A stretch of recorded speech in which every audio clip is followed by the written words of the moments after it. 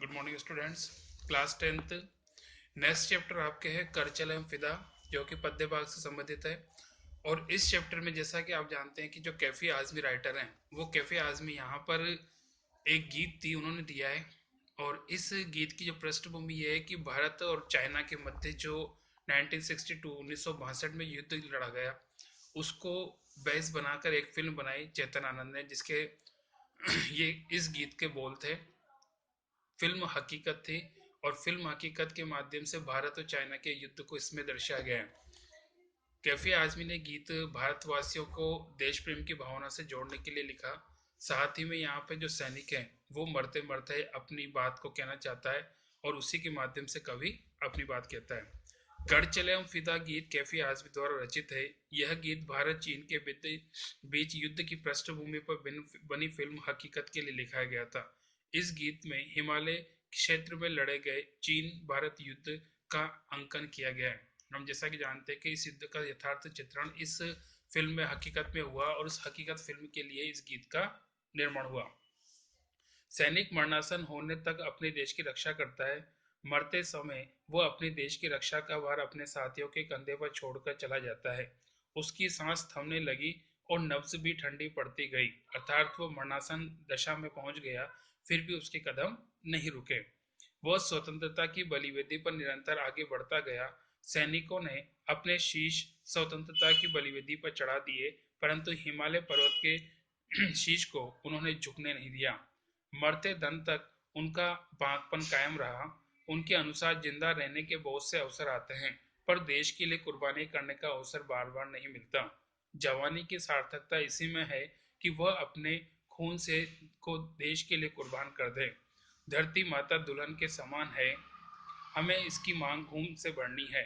सैनिक मरने से पहले कहता है कि यह कुर्बानी देने का क्रम निरंतर चलता रहेगा। तुम नृत्य प्रति नए काफिले सजाते रहो। इस कुर्बानी के बाद जीत का जश्न मनाने का अवसर मिलेगा। जिंदगी मौत का वर्ण कर रही है। अब तुम अपने सिर पर कफन बांधकर देश पर न्यौछावर होने के लिए तैयार हो जाओ। तुम अपने खून से लक्ष्मण की भांति एक ऐसी लकीर खींच दो ताकि कोई भी रावण रूपी शत्रु इस तरफ ना आ पाए। यदि भारत माता की तरफ कोई हाथ उठने लगे तो उस हाथ को तुम तोड़ दो। भारत माता सीता माता के समान पवित्र है। तुम स्वयं ही इतना सामर्थ्यवान बना लो कि कोई भी शत्रु इस पवित्र दामन को न छू सके। तुम ही राम और तुम ही लक्ष्मण हो, और तुम्हें इसकी भूमिका निभानी है और देश की बलिवेदी पर कुर्बानी देनी है। यहाँ पे जैसा कि इस गीत के माध्यम से दिखाया गया किस प्रकार से सैनिक हर प्रकार के कष्टों को सहन करता है, चाहे वो भौगोलिक परिस्थितियां हो, चाहे हो सकता है कि सामरिक हो, लेकिन सबसे बड़ी बात उसके मन में होती है वो होती देश के प्रति जज्बा, और इसी जज्बे को ध्यान रखते हुए वो अपना कार्य करता है। साथ में कवि ने इस बात के लिए भी आगाह किया है कि इस कुर्बानी का जो सिलसिला है, या कह सकते हो ये डगर है, ये कभी भी सोनी नहीं होनी चाहिए। इस पर निरंतर व्यक्ति के जो समूह के समूह और काफिले के काफिले आगे आते रहने चाहिए। रावण, सीता और राम लक्ष्मण के प्रतीकात्मक रूप में यहाँ पे बताया गया किस प्रकार से धरती माता को सीता के समान पवित्र माना गया है, रावण को विदेशी आक्रमणकारी माना है, और साथ में राम और लक्ष्मण को इस देशवासियों के रूप में माना है, जिन्हें इस रावण को बाहर निकालना है, उसके बढ़ते हुए हाथों को तोड़ना है, और इस देश के मान सम्मान की रक्षा करनी है।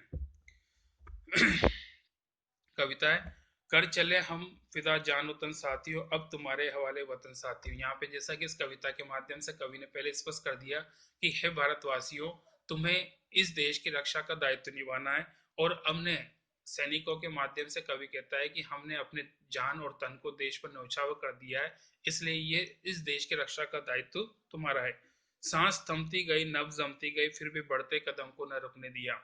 सैनिक यहाँ पे कहता है कि इस भीषण परिस्थिति में जहाँ पे हो सकता है कि हमारी सांसें थम गई, अर्थात मृत्यु की ओर बढ़ रहे हैं, और हमारे खून का जो दौरा है वो भी नसों में जमता नजर आ रहा था, अर्थात मरणासन अवस्था में है, लेकिन फिर भी हमने अपने कदमों को रोका नहीं, निरंतर आगे से आगे बढ़ते चले गए, दुश्मन को खदेड़ते गए। कट गए सर हमारे तो कुछ गम नहीं, सर हिमालय का हमने न झुकने दिया। यहाँ पे कवि स्पष्ट करता है कि इस भारत माता के सिर को या इसके सम्मान की रक्षा के लिए हमने अपने सिर को कटाना स्वीकार कर लिया, लेकिन भारत माता का जो मस्तक हिमालय उसको झुकने हमने नहीं दिया। मरते मरते रहा बागपन साथियों, अब तुम्हारे हवाले वतन साथियों। कई वापस अपनी बात दोहराता है कि सैनिक कहता है कि हे भारतवासियों, हमने मरते समय तक भी अपना जो रूप था या जज्बा था वो वैसा का वैसा ही कायम रहा, देश प्रेम की भावना वैसी ही रही, उसमें किसी प्रकार की कोई कमी नहीं थी। लेकिन अब हम मृत्यु को प्राप्त कर रहे हैं, अब इस देश की रक्षा का भार तुम्हारा है, अब तुम इस देश की रक्षा का भार संभालो। बाकी नेक्स्ट।